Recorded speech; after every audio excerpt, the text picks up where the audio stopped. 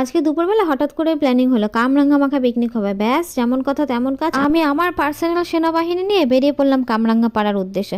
ওখানে গিয়ে দেখি আর এক কাহিনী, গিয়ে দেখি লগাই নিয়ে যায়নি। কামরাঙ্গাটা পারবো কি করে? প্রথমে ভাবলাম গাছে উঠেই পারবো, তারপর ভাবলাম যে না, বেশি রিস্ক হয়ে যাচ্ছে, যদি পড়ে টোরে হাত পা ভেঙে যায় তাহলে আমার কি হবে। দেখো কতগুলো কামরাঙ্গা পেরে এনেছি। কামরাঙ্গাতে জানো প্রচন্ড পরিমাণে ভিটামিন সি আছে, যা স্কিনের জন্য ভালো আর চুলের জন্য ভালো। ছোট্ট একটা টিপস দিয়ে নিলাম। তারপরে কামরাঙ্গাগুলো ভালো করে ধুয়ে, কামরাঙ্গার ওপরে যে শিরাগুলো আছে ওই শিরাগুলো ছাড়িয়ে পিস পিস করে কেটে নিলাম। কামরাঙ্গা মাখা খাবো আর এদিকে কাসুন্দি দেবো না, তা কি কখনো হয়? এদিকে ঘরে গিয়ে দেখি কাসুন্দিই নেই।